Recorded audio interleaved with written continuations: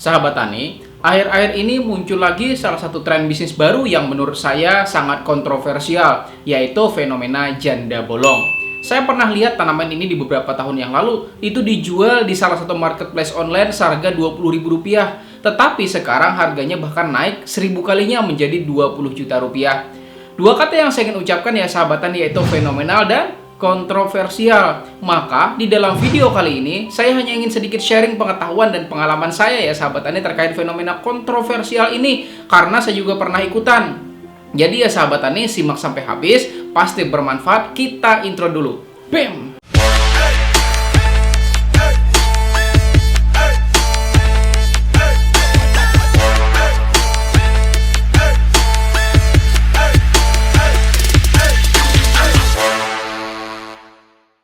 Saya doakan buat sahabat Tani yang sudah subscribe channel ini dan klik tombol loncengnya, ilmunya makin berkah, rezekinya tambah banyak lagi. Amin. Sahabat Tani, janda bolong adalah genus tumbuhan yang disebut para ahli biologi sebagai monstera. Di luar negeri, julukannya adalah Swiss cheese plant karena daunnya bolong-bolong seperti keju Swiss. Menurut Plants of the World yang dikelola oleh Royal Botanic Garden, habitat asli monstera adalah di Amerika Tengah yang beriklim tropis. Monstera tersebar dari Meksiko, Panama, Kolombia, Venezuela, sampai utara Brasil. Perlu sahabat Tani ketahui, karena aslinya adalah tumbuhan tropis, tidak heran kalau monstera dapat tumbuh dengan mudah di Indonesia. Menurut referensinya, terdapat sebanyak 45 jenis janda bolong atau monstera ini. Dan pada kesempatan ini, saya tidak akan bahas teknik budidayanya, juga tidak akan bahas pupuk apa yang tepat untuk jenis tanaman hias seperti janda bolong ini. Selama pupuk Anda mengandung vitamin B1, B2, B3, insya Allah tanaman hias Anda, baik itu lidah mertua misalnya, janda bolong, janda tidak bolong, akan tumbuh dengan lebih baik. Dan pupuknya sudah saya bahas ya sahabat Tani pada video yang ini. Sekarang bahas hal kontroversial dari fenomena janda bolong ini, yaitu harganya yang tiba-tiba luar biasa tinggi.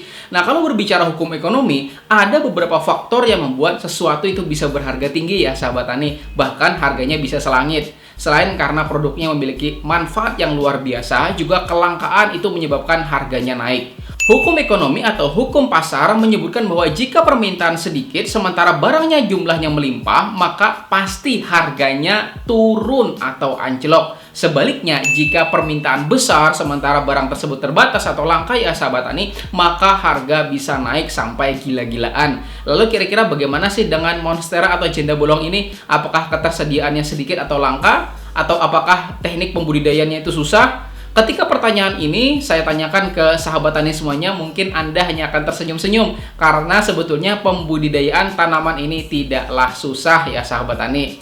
Sekarang saya ingin suguhkan ke sahabat Tani tentang sebuah berita. Ini ya beritanya sahabat Tani.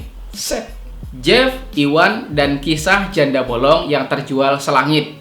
Pada bulan Mei 2019, seorang petani tanaman hias bernama Iwan berhasil menjual tanaman janda bolong seharga Rp40.750.000. Kemudian Iwan berhasil lagi menjual janda bolong seharga Rp95 juta.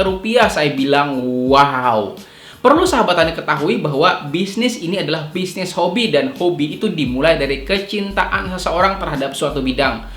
Orang ya sahabat Tani, kalau sudah cinta, uang pun bukan jadi persoalan. Makanya mereka yang membeli janda bolong dengan harga yang fantastis, mungkin mereka yang sudah mencintai tanaman hias ini. Dan juga pastinya sudah berkantong tebal ya sahabat Tani. Tetapi fenomena ini banyak dimanfaatkan oknum tidak bertanggung jawab untuk kepentingan sendiri, yang pastinya bakal merugikan orang lain, yaitu membuat sesuatu yang dinamakan monkey business. Nah, baik, sebelum saya jelaskan apa itu monkey business, kita simak dulu pesan-pesan berikut ini. Silakan. Monkey business sekalipun memiliki arti bisnis monyet ya sahabat Tani, bukanlah bisnis yang berhubungan dengan monyet seperti jual beli monyet atau bisnis topeng monyet. Bukan ya sahabat Tani. Nah, monkey business di sini lebih pada istilah yang diambil dengan memperlihatkan sikap monyet yang ketika mendapatkan keuntungan seperti makanan, kemudian dia akan lari atau kabur. Bisnis monyet bisa diartikan sebagai strategi bisnis yang bertujuan untuk merugikan orang lain dengan cara meningkatkan keuntungan bagi diri sendiri walaupun dengan penipuan.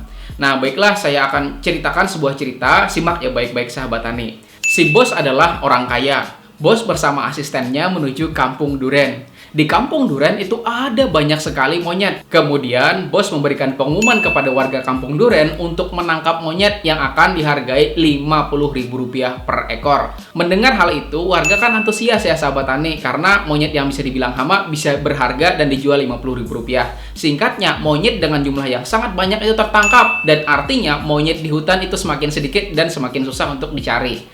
Warga yang sudah kesusahan mencari ya sahabat tani memilih untuk bekerja seperti biasanya. Kemudian tiba-tiba si bos mengumumkan akan membeli dengan harga Rp100.000 lagi per ekor. Mendengar hal itu, warga semakin antusias dan pada akhirnya monyet itu semakin sulit untuk dicari. Kemudian tiba-tiba si bos itu menawarkan harga Rp500.000 per ekor untuk monyet yang tertangkap.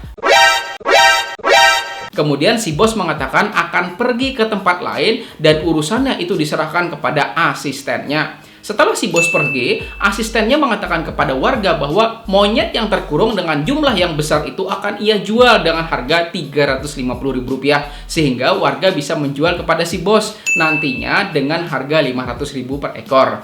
Warga kemudian mengumpulkan uang tabungan mereka dan menjual semua yang ia miliki untuk membeli monyet-monyet itu. Setelah habis, asistennya tiba-tiba secara sembunyi-sembunyi meninggalkan kampung tersebut. Sehingga apa yang terjadi? Si bos dan asisten kabur dengan keuntungan yang sangat besar. Sedangkan apa yang terjadi pada warga? Warga hanya tertinggal dengan masalah dan monyet-monyet yang sebetulnya tidak berharga gitu ya sahabat tani. Nah, jadi itu hati-hati. Itulah gambaran dari monkey bisnis ya sahabat tani. Pebisnis akan kabur dengan membawa keuntungan yang telah ia dapatkan dari korban. Contohnya nih di dunia nyata ya sahabat tani, banyak sekali kasus arisan bodong yang berakhir pada kerugian bagi para anggotanya. Awalnya anggota diiming-imingi arisan dengan keuntungan yang berlipat ganda dan di awal waktu atau di satu putaran pertama ya sahabat tani hingga selesai, keuntungan bisa dirasakan oleh membernya sehingga pada periode berikutnya member itu diminta untuk meningkatkan saldonya lebih banyak lagi gitu ya sahabat tani. Member juga tidak khawatir awalnya ya sahabat tani karena keuntungan sebelumnya yang mereka dapatkan. Kemudian dengan jumlah anggota yang semakin banyak dan iuran juga semakin tinggi, tentu uang yang dikumpulkan oleh pihak penyelenggara sangat banyak sekali hingga mencapai angka ratusan bahkan miliaran rupiah. Penyelenggara arisan kemudian kabur dengan uang yang ada di tangan. Dan ada lagi contoh lain ya sahabat tani, contohnya batu akik, tokek dan lain sebagainya itu booming dengan harga yang sangat fantastis. Kemudian orang ramai untuk membelinya walau harganya selangit. Tokek atau batu akik kemudian dipajang di rumah dengan harapan orang lain dapat membelinya dengan harga yang lebih tinggi pula. Nah, apa yang terjadi? Zong ya sahabat tani. Zong ya sahabat tani. Zong ya sahabat tani. Sebenarnya tidak masalah kira-kira kalau Anda suka. Harga berapapun nggak apa-apa kalau Anda sudah suka ya. Yang jadi masalah di sini adalah cara berpikirnya yang rela membeli barang dengan harga yang sangat fantastis namun tidak memiliki kegunaan apapun untuk kehidupannya. Bahkan tidak jarang jika barang tersebut sebenarnya barang yang tidak terpakai dan tidak berguna. Dan lagi contohnya tahun 2008 lalu saya bahkan pernah beli anturium, mulai dari anturium gelombang cinta ya sahabat tani hingga anturium gelombang patah hati. Maksudnya anturium Jemani ya sahabat tani. Dengan anakan saja saya beli bisa sampai ratusan ribu rupiah waktu itu. Kini di tahun 2020 anturium itu masih ada, bahkan sampai anak-anaknya juga masih ada di rumah orang tua saya. Dan hanya berakhir pada tanaman patah hati ya sahabat tani. Ini imbas ketidaktahuan saya waktu itu dan lagi juga imbas bisnis emosi yang menggelapkan mata saya waktu itu. Dan sekarang bagaimana dengan fenomena janda bolong? Silahkan sahabat tani menilai sendiri fenomena kontroversial ini. Pertimbangkan kemungkinan baik dan buruknya serta untung dan ruginya. Pilihlah keputusan yang terbaik dan pertimbangkan ya sahabat tani. Kalau memang Anda cinta ya silahkan beli. Kalau memang cuma sekadar coba-coba, saya sarankan tidak ya sahabat tani. Nah, itu yang bisa saya sampaikan pada video kali ini. Mudah-mudahan sharing pengalaman ini bermanfaat untuk Anda ya sahabat tani. Dan di samping sini juga saya punya 2 video rekomendasi untuk Anda. Silahkan Anda klik salah satunya ya sahabat tani untuk menambah pengetahuan dan keilmuan Anda tentang pertanian. Baiklah, saya Rizky Ansar undur diri ya sahabat tani. Mudah-mudahan videonya bermanfaat. Terima kasih sudah menonton channel Penyuluh Pertanian Lapangan lapangan. Jangan lupa share jika memang video ini bermanfaat untuk Anda. Saya akhiri. Wassalamualaikum warahmatullahi wabarakatuh.